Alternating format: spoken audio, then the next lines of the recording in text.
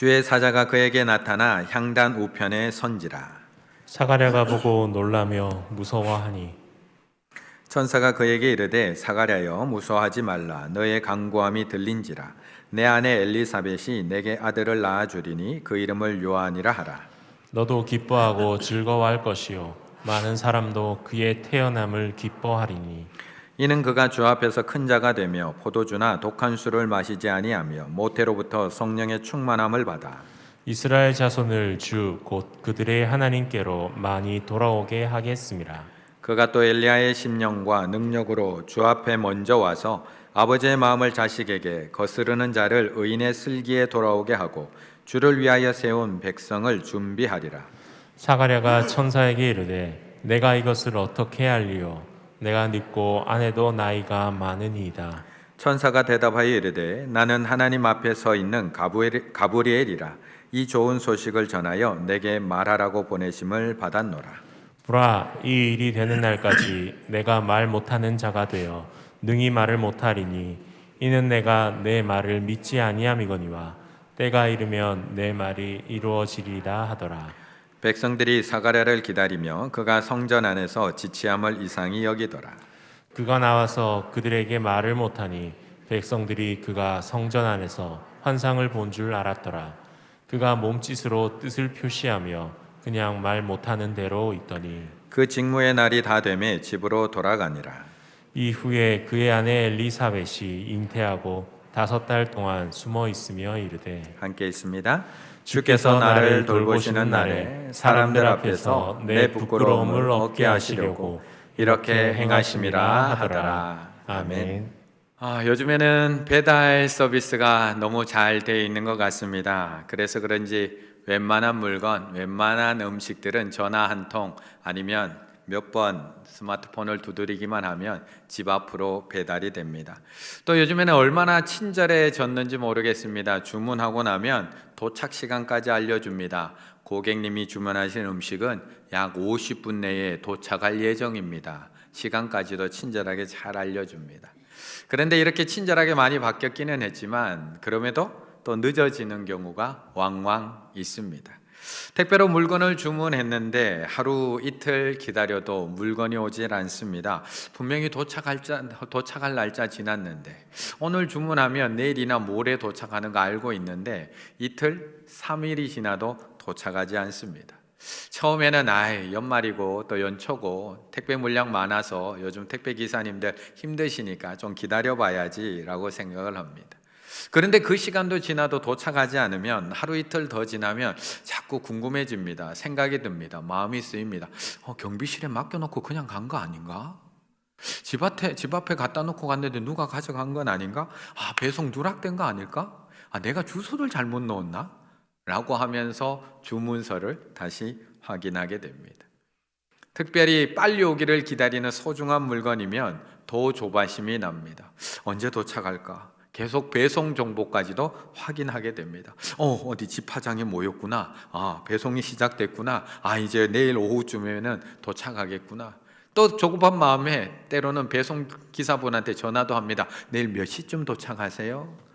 라고 전화하기도 합니다. 이렇게 작은 물건 하나도 배송이 늦어지면 답답해하는 것이 우리들인데 내가 기다리는 물건 하나도 조금만 늦어지면 조급해지는 것이 우리들의 마음인데 기도의 응답이 조금 늦어지면 우리의 마음은 얼마나 조급해질까요?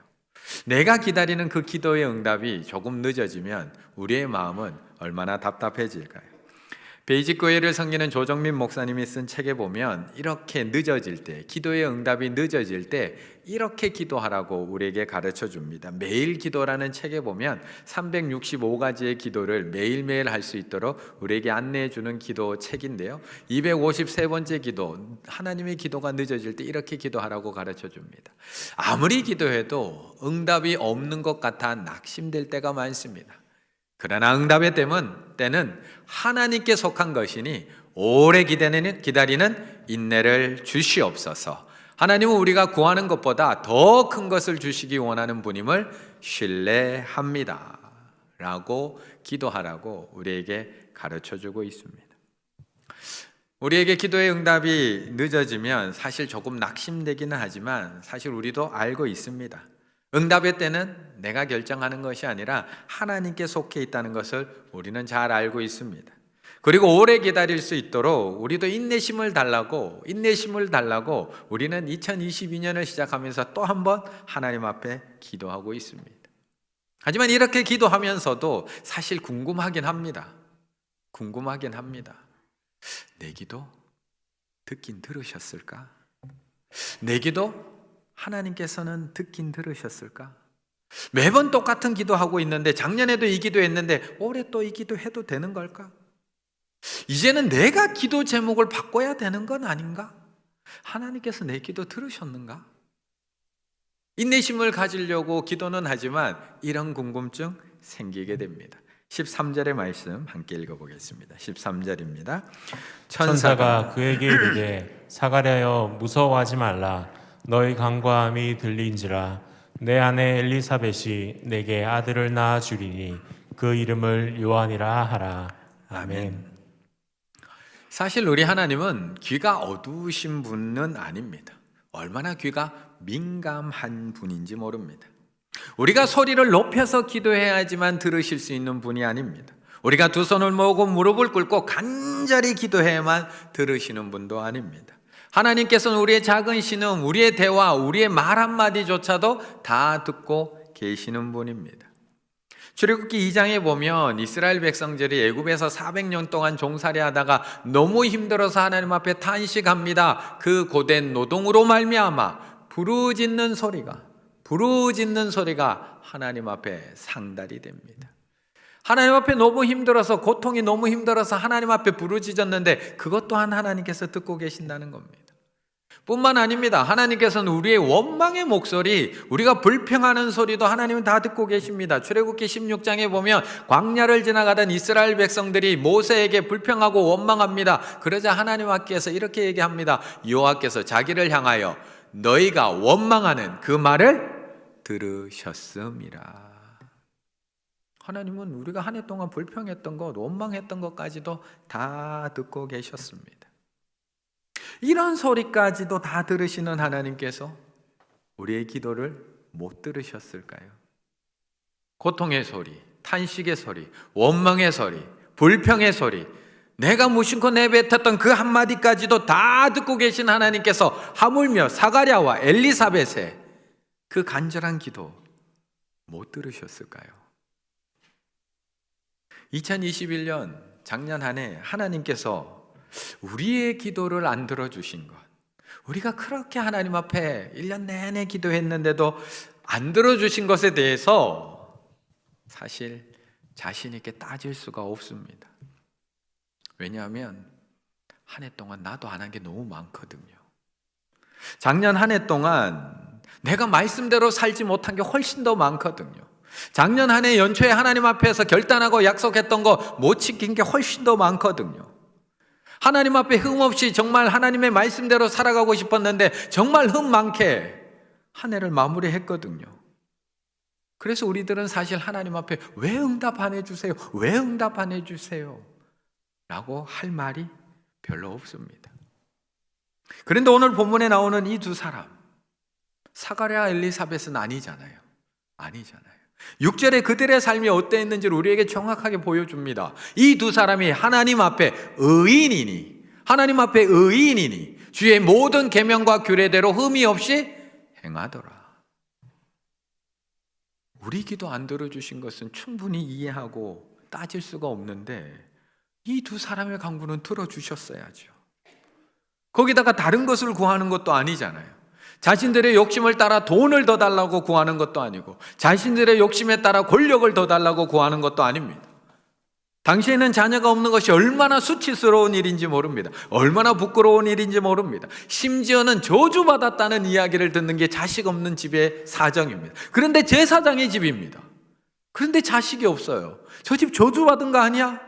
라는 이야기를 듣는 집인데 하나님께서 그 의인이 자녀 달라고 하는 그 기도에 당연히 응답해 주실 거 아닌가요? 하나님은 한나의 기도만 응답해 주신 게 아니거든요. 하나님은 사무엘상 2장에서 한나가 하나님 앞에 고통스럽게 기도할 때 그때 한나에게만 아기를 주신 분이 아니라는 겁니다. 하나님께서는 사라의 몸종 하갈의 기도도 들어서 아들을 주신 분이에요. 하나님은. 창세기 16장에 보시게 되면 이렇게 이야기를 합니다. 한 개 읽을까요? 시작. 여호와의 사자가 또 그에게 이르되 내가 임신하였은즉 아들을 낳으리니 그 이름을 이스마엘이라 하라. 이는 여호와께서 내 고통을 들으셨음이니라. 아멘. 아니, 사라의 기도도 아니고 그 몸종 하갈의 기도를 또 들어서 그 고통도 들어서 이스마엘을 허락하신 하나님인데, 그렇다면 의로운 자, 하나님 앞에 의롭게 살아온 사람, 규례를 다 지키며 살아온 사가랴와 엘리사벳 기도 소리 들으시는 것 당연한 거 아닐까요? 그런데 이제서야 천사가 나타나서 너의 간구함이 들린지라. 이제서야 나타나서 너의 간구함이 들린지라. 아니, 기도한 지가 언젠데요? 기도한 지가 언젠데요? 아이들 수능 시험 이제 다 끝나고 합격자 발표 다 났는데 이제 와서 너의 간구함이 들린지라. 어쩌라고요, 하나님? 합격자 발표 다 났는데, 취업 시즌 다 끝나고 이제 취업자 뽑지도 않는데 너의 기도가 어쩌라고요, 하나님? 이제 아기 낳을 나이 다 끝났어요. 이제 경수도 끊어지고 아이 낳을 나이가 지난 거예요. 늙었어요. 나이 들었어요. 그런데 천사가 나타나서 너의 기도가 들린지라. 7절 두 사람의 나이가 많더라. 18절 내가 늙고 아내도 나이가 많으니이다. 다 끝났다는 거예요. 그렇게 부르짖을 때는 단 한마디의 응답도 없으시더니 이제 와서 천사를 보내서 응답하고 계신 겁니다. 2021년 한 해 동안 그렇게 코로나 때문에 힘들어서 하나님 앞에 좀 도와달라고 그렇게 기도할 때는 하나님께서 단 한마디도 응답 없으시더니 끝까지 욕기만 가지고 고난 문제가만 가지고 우리에게 얘기하시더니 왜 이제 와서 천사를 보내서 너의 기도를 들었다라고 응답하고 계시는 걸까요? 25절의 말씀 함께 읽겠습니다. 25절입니다. 주께서 나를 돌보시는 날에 사람들 앞에서 내 부끄러움을 없게 하시려고 이렇게 행하심이라 하더라. 아멘. 우리의 기도가 바로바로 응답되면 얼마나 좋을까요? 우리 기도가 기도한 대로 바로바로 응답되면 얼마나 기도할 힘이 나고 얼마나 기도할 맛이 날까요? 밤에 기도 딱 하고 자고 나면 아침에 띵동 합격 이렇게 바로 문자 오면 얼마나 좋을까요? PCR 검사처럼 오늘 가서 딱 받고 나면 내일 아침에 띵동 음성 딱 오면 얼마나 좋을까요? 분명 우리 대화까지도 다 듣고 계시는데 하나님 우리를 늘 기다리게 하십니다. 분명 하나님께서는 우리의 말, 우리의 대화를, 우리의 기도를 다 듣고 계시는데 하나님은 항상 심고 물 주고 자라고 열매 맺게 하는 그 모든 과정을 다 거치게 하신다는 겁니다. 아브라함에게 후손을 약속하신 그 날과 하나님께서 아브라함에게 이삭을 주신 날 사이에는 간격이 있습니다. 하나님께서 요셉에게 꿈을 주신 날과 그 꿈이 이루어져서 총리가 돼서 이스라엘 백성들 자신의 가족을 구원한 날 사이에는 간격이 있습니다. 하나님께서 이스라엘 백성들의 탄식 소리를 들은 날과 그들을 출애굽시켜서 건진 날에게는 간격이 있습니다. 하나님께서 다윗에게 기름 부은 날과 다윗을 이스라엘 왕으로 세운 날 사이에는 오랜 간격이 있습니다. 아담과 하와는 하나님의 말씀을 어기고 선악과를 먹음으로 범죄에서 에덴에서 쫓겨났습니다. 하지만 하나님께서는 그들을 죽도록 내버려 둔 것이 아니라 그 상황 속에서도 복음을 주십니다. 구원의 소식을 주십니다. 내가 너희를 이렇게 구원할 것이라고 창세기 3장 15절에서 내가 너로 여자와 원수가 되게 하고 내 후손도 여자의 후손과 원수가 되게 하리니 여자의 후손은 내 머리를 상하게 할 것이요 너는 그의 발꿈치를 상하게 할 것이니라. 복음을 주십니다. 내가 이렇게 예수 그리스도를 보내서 너를 구원할 것이라는 약속을 주십니다. 그런데 그 구원의 약속과 십자가 위에서 그 구원을 이루신 날 사이에는 오랜 간격이 있습니다. 예수 그리스도께서 부활하신 날과 내가 다시 오겠다고 약속하신 날과 예수 그리스도께서 다시 오시는 날 사이에는 간격이 있습니다. 그냥 바로바로 구원해 주시고 바로바로 응답해 주시고 바로바로 재림해 주시고 바로바로 내 모든 문제 해결해 주시면 참 좋을 텐데 하나님께서는 항상 그 사이에 간격을 두십니다. 그리고 그 간격의 시간을 통해서 우리의 믿음을 확인하시고 참된 믿음이 무엇인지를 구별해내십니다. 청각장애를 가진 한 여자 작가분이 있습니다. 이 여자 작가분은 2살 때 고열로 인해서 청각장애를 가지게 됩니다. 그리고 고등학교마저도 자퇴를 하고 글을 쓰는 작가의 길을 걸어가게 됩니다. 구다라는 이름으로 그림도 그리고 그래도 되는 구공돈이라고 합니다.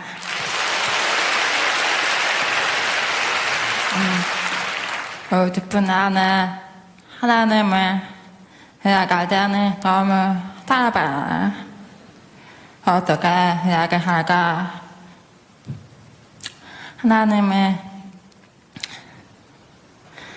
내 삶의 마음과 함께 하셨습니다. 아들 모범적인 길을 듣다니 아니에요. 얼마 전까지는 초등학생 현황이라고 생각했는데 누가 그러더라고. 그때 중학생 현황 됐다고 하더라고. 그래요. 저는 그런 사람이에요. 하지만 하나님의 그런 제 삶에 어떻게 함께 하셨는지 보여드리고 싶어서 용기 내서 나왔습니다.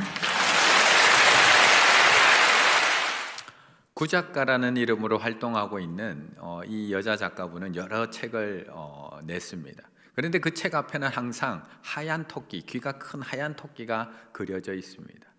왜냐하면 자기가 청각장애를 갖고 있기 때문에 말을 못 듣기 때문에 이 토끼를 통해서 사람들의 소식을 듣고 싶은 마음, 소통하고 싶은 마음에 벤이라고 하는 하얀색 토끼, 큰 귀를 가진 토끼를 항상 그 책 앞에다가 그려놓게 됩니다. 그런데 이 청각장애를 가지고 있는 이 여작가에게 또 하나의 병이 찾아옵니다. 그 병이 무슨 병이냐? 망막색소변성증, 어셔 신드롬이라고 해서 눈의 시야가 점점 좁아지다가 눈의 시력이 사라지는 병입니다. 희귀병에 또 진단이 또 내려지게 됩니다. 누가 그녀와 결혼을 할까요? 누가 그녀를 선택해서 배우자가 될까요? 하지만 그녀는 예배를 드리면서 함께 예배드릴 배우자를 위해서 소망을 갖게 됩니다. 그리고 태어나서 처음으로 하나님 앞에 배우자 기도를 드리게 됩니다. 첫째, 나와 함께 평생 예배 드릴 수 있는 남자. 둘째, 패션 감각이 좋은 남자. 셋째, 누가 봐도 배 아파할 남자. 딱 이 세 가지입니다. 첫째, 나와 평생 예배 드리고, 둘째, 패션 감각이 좋고, 세 번째, 누가 봐도 배 아파할 남자. 저밖에 없는 것 같은데 이 세 가지 기도의 제목을 드리게 됩니다. 응답받는 날까지 하나님 앞에 지정해 드립니다. 하나님, 9월 13일 날 이 남자 꼭 보내주세요. 그래서 열심히 기도했는데 그날에 응답이 되지 않습니다. 그래서 하나님 앞에 다시 기도합니다. 하나님, 일주일 연장해 드릴게요. 일주일 후에도 남자가 나타나지 않습니다. 하나님 듣고 계신 거예요? 저 결혼하고 싶어요. 하나님, 저에게 뭐라고 말도 좀 해주세요.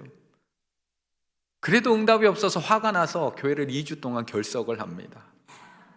그럼에도 화가 풀리지 않지만 엄마와 함께 또 기도를 시작합니다. 100일 금식 기도를 시작합니다.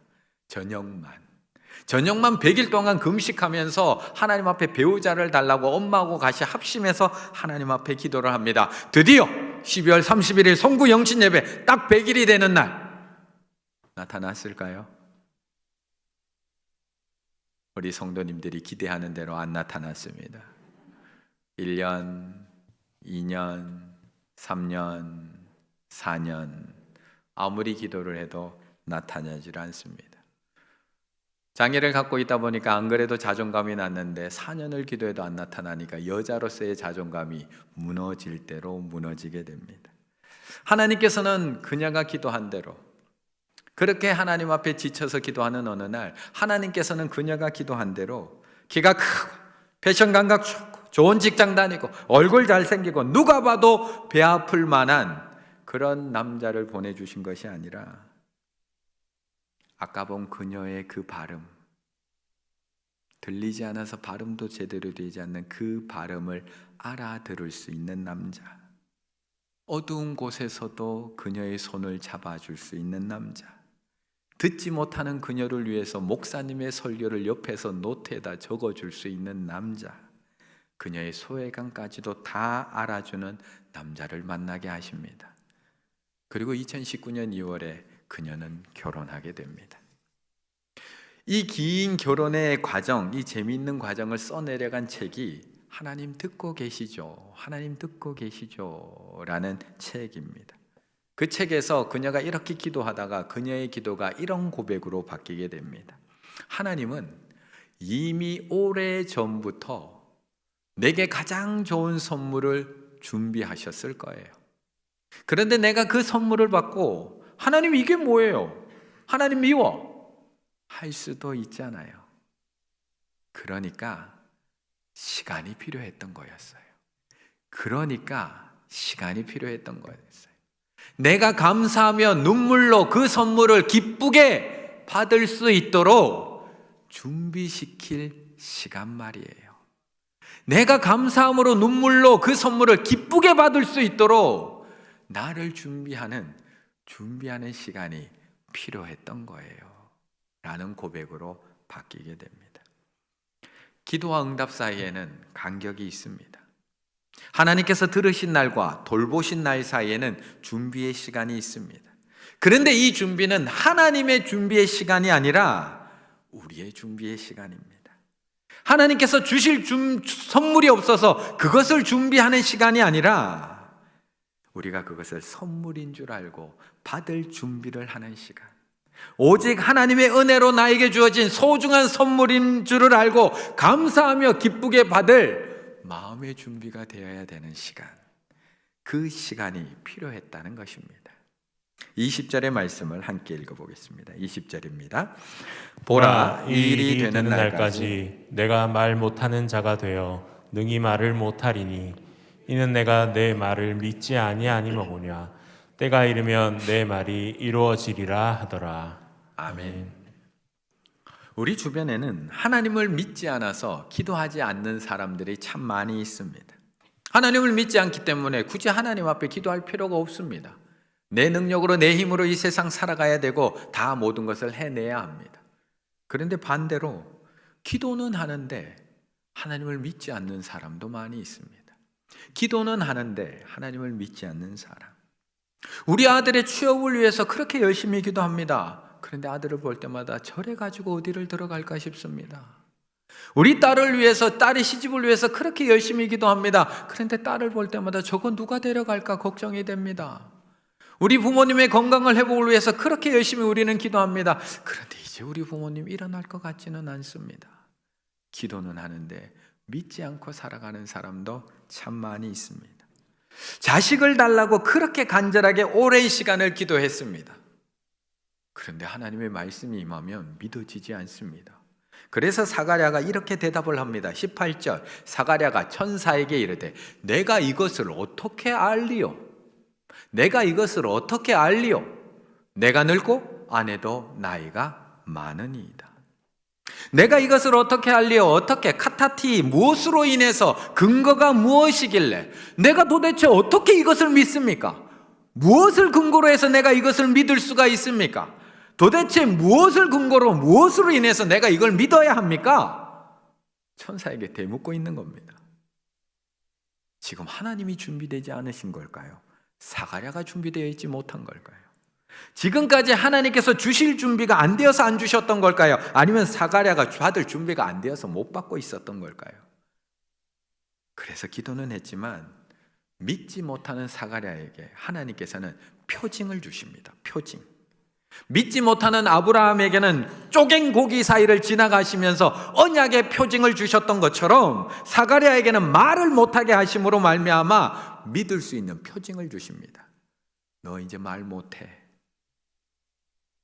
이건 하나님의 표징입니다. 하나님께서 믿을 수 있도록 주시는 표징. 너의 노력으로 얻어지는 것이 아니라 오직 하나님의 은혜로 말미암아 너에게 주어지는 아들이란다 보여주시는 표징. 하나님께서는 그 침묵의 시간을 통해서 사가랴로 하여금 믿음으로 받을 준비를 만들고 계시는 것입니다. 그런데 하나님께서는 사가랴만 준비시키고 있는 것이 아니라 24절에 보면 엘리사벳도 준비시키고 있습니다. 함께 읽습니다. 이후에 그의 아내 엘리사벳이 잉태하고 5달 동안 숨어 있으며 이르되 아멘. 그녀는 또 왜 5달 동안 숨어 있었던 걸까요? 아이고, 내가 다 늙어서 주책이지, 내가 다 늙어서 내가 이 나이에, 그게 부끄러워서 숨어 있었던 걸까요? 그렇다면 5달 동안 숨어 있으면 안 되고요, 5달 후에부터 숨어 있어야 됩니다. 왜요? 5달까지는 배가 안 불러오거든요. 얼마든지 내 힘으로 감출 수 있거든요. 만약에 그것이 부끄러워서 감출 거였으면 5달 이후부터 튀어나오는 배를 숨기기 위해서 숨어 있었어야 했습니다. 그런데 엘리사벳은 임신하고 5달 동안 숨어 있습니다. 이제라도 아이가 생겼으면 얼마나 기쁜 일인데, 동네 사람들에게 얼마나 자랑하고 싶었는데 그녀가 왜 숨어 있을까요? 하나님께서는 사가랴뿐만 아니라 엘리사벳도 준비시키고 있습니다. 숨어 있음에, 이 단어를 원문으로 정확하게 해석해 보면 그녀 자신을 완전히 감싸 은폐하고 있었다. 그녀는 그녀 자신을 완전히 감싸 은폐하고 있었다. 세상과 구별된 자리에서 세상에 물들지 않기 위해서 하나님께서 나에게 주신 소중한 선물, 소중한 은혜, 이 아이를 어떻게 출산하고 어떻게 하나님의 은혜대로 양육하고 어떻게 하나님께서 주신 사명에 따라 키울 것인지, 그것을 두고 하나님 앞에 기도하며 세상과 구별된 자리에 숨어서 완전히 감싸 하나님 앞에 이 아이를 어떻게 키울지 기도하며 숨어 있었다고 고백하고 있는 겁니다. 하나님께서 주실 준비가 안 되었던 걸까요? 우리가 받을 준비가 안 되었던 걸까요? 하나님께서 주실 준비가 되지 않아서 우리에게 조용히 기다리라고 말씀하고 있는 걸까요? 우리가 그 하나님의 약속을 믿음으로 받고 믿음으로 출산하고 믿음으로 양육할 그릇이 되지 않아서 잠잠히 기다리라고 말씀하고 있는 것일까?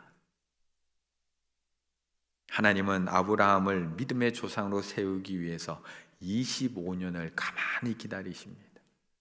하나님께서는 요셉을 애굽의 총리로 세워서 민족을 구원하기 위해서 13년의 시간을 가만히 기다리십니다.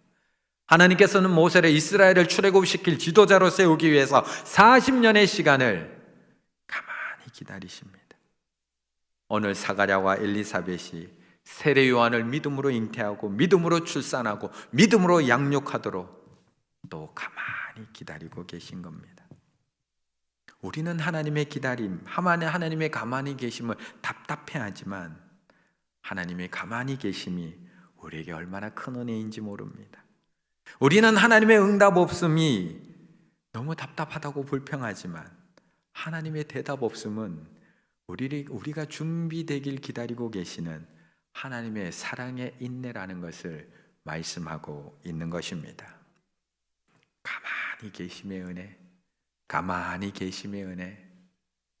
고통 중에 있을 때, 기다림이 오래될 때, 내가 기도해도 아무것도 변하는 것이 없을 때, 내가 더 잘 믿고 내 실력이 더 있는데 다른 사람이 더 잘 되기만 할 때, 하나님은 왜 가만히 계실까? 왜 일하지 않으시는 걸까? 의문이 든다. 하나님이 가만히 계시지 않는다면 어떻게 될까?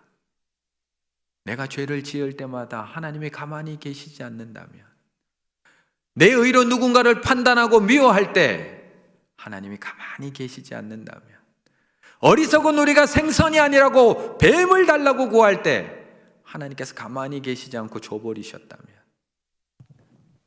가만히 계심에 감사해야 한다. 사과가 가만히 익어가듯이 놀이터의 아이가 옆에 가만히 서 있는 엄마에게 무한한 안정감을 갖게 되듯이, 아버지가 둘째 아들을 돌아올 때까지 그 자리에서 가만히 서서 기다렸듯이 가만히 계심은 또 다른 하나님의 일하심이다. 용서하심으로, 인내하심으로, 먼저 내 갈 길을 예비하심으로 우리 눈에 보이지 않을 뿐 하나님은 늘 일하고 계신다. 가만히 계심으로, 열심히 하심으로 하나님은 늘 쉬지 않으신다. 2021년 그렇게 기도했는데도 하나님의 응답이 없으십니까? 지난 한 해 그렇게 간절히 기도했는데도 하나님께서 그냥 가만히 계시기만 합니까?